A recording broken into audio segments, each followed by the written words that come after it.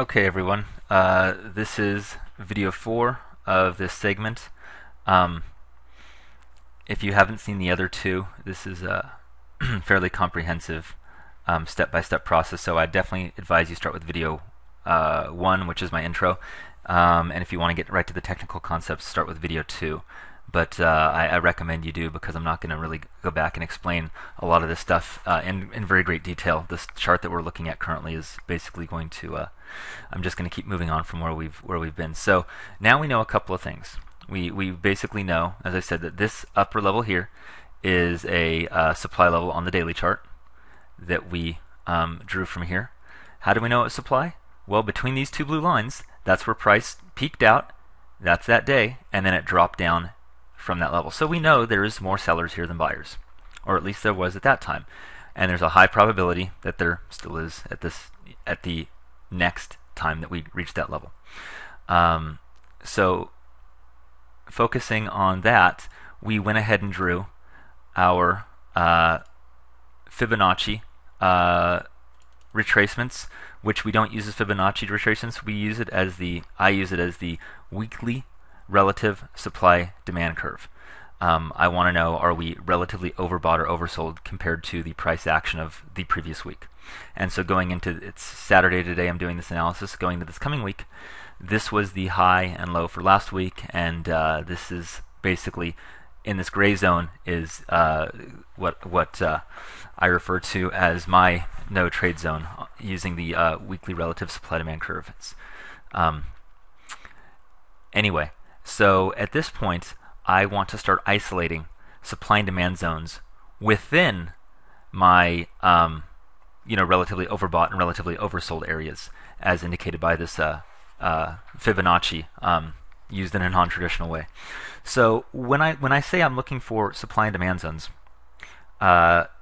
essentially I'm looking for the same thing that I look for on the daily chart, which is I'm looking for price to rise up, stall over a period of candles, and then make a quick drop off.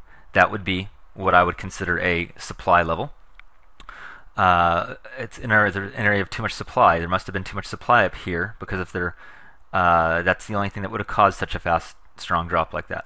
And consequently, down here, we can see this is, price drops in, it stalls for a period, and then starts pushing up pretty quick. So I know that down here is an area of demand. There was more buyers than sellers. Eventually buyers ran out, and price moved up. So what I do is I basically take this, we're going to start with the supply, with the daily supply level, which is between the two blue lines. And I'm going to go ahead and draw my shorter term supply levels that I see in there. And the very first thing I look for is the speed of the drop away from the level. If I'm looking for supply, I want to see price stall and then leave quickly. So I'm going to go ahead. I'm going to delete this this rectangle for a minute. I can see here price basically came up, it stalled for a little bit, and then moved down pretty quick, pretty smooth. A nice, quick, smooth. Red candle, red candle, red candle, red candle. Two small greens and red candle, red candle. I mean, we just keep dropping off. So that's nice. That's a pretty substantial drop there. Pretty smooth. So I will go ahead and say, I'm going to draw that as a zone here. I'm going to put a price line here, okay? And I'm going to go ahead and we're going to make this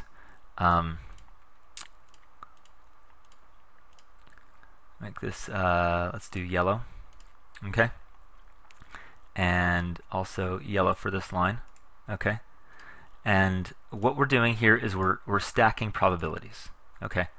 We're looking to see where on this chart does price have the highest likelihood of turning from, okay? And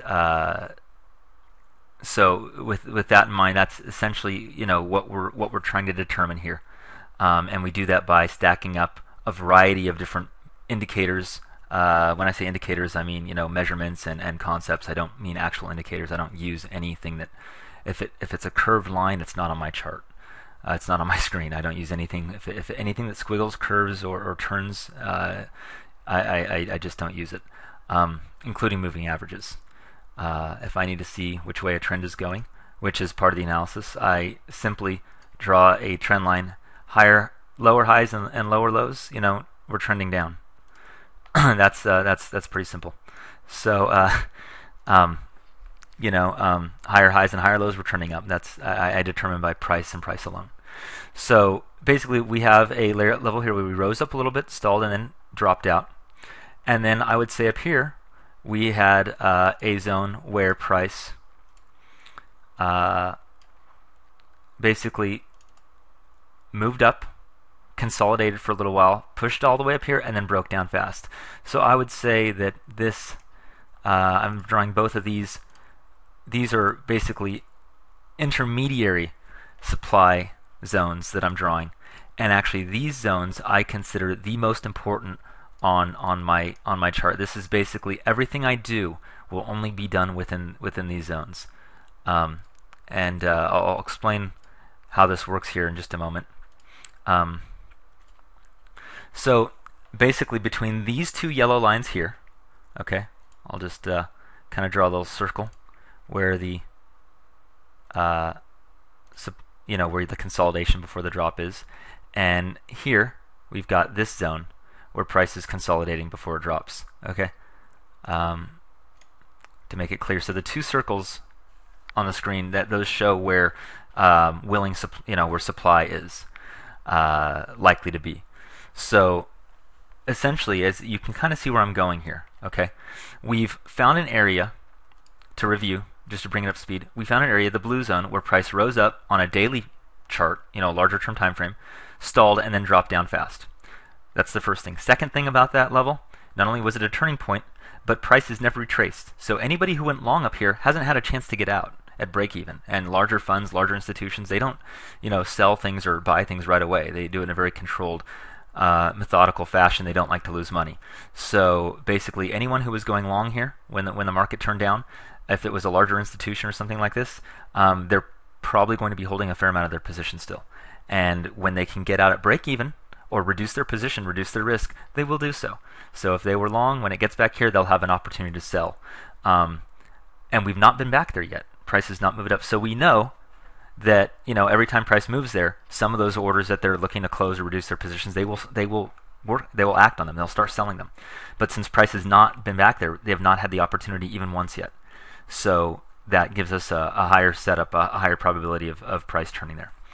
The next thing that we did is we put our Fibonacci's here. We use them in a non-traditional way, and that basically I use them as an overbought, oversold indicator, and I basically black out between the 61 and the 38, and I say in this zone is the no trade zone, because I'm looking to buy when things are oversold or sell when they're overbought.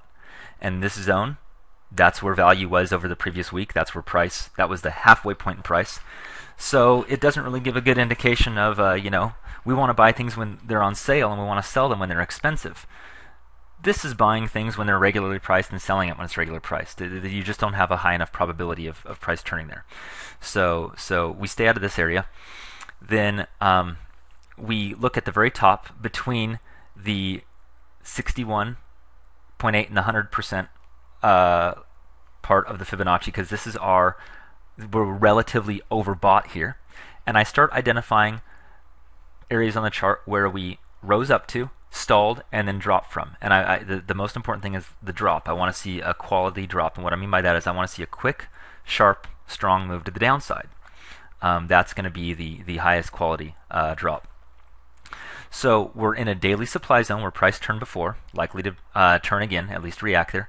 We are overbought compared to last week if we get back up here, which is where price sold off from before. Anyone who went long here, a lot of people went long here, broke down. They've not had a chance to get out at break even, a lot of the larger institutions, so they're going to be anxious to be able to reduce their positions, reduce their risk, and they've not had a chance to do so yet. So all these things are really solid. This is basically a higher probability of there being more sell orders when we get here than buy orders. And then I basically isolated two price zones within this daily level that I'm going to be looking at for price to reverse. And it's in those levels that basically I will approach everything coming up from here on out. So that concludes the third video in the technical analysis segment.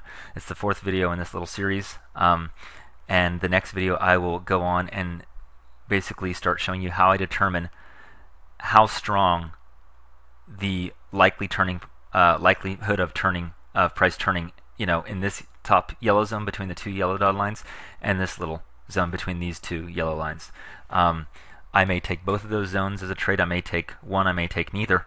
We don't know yet. We will find out more information. I don't have enough probability stacked in my favor. It's looking good so far, but I want even more. Let's go to the next video and see how we do that.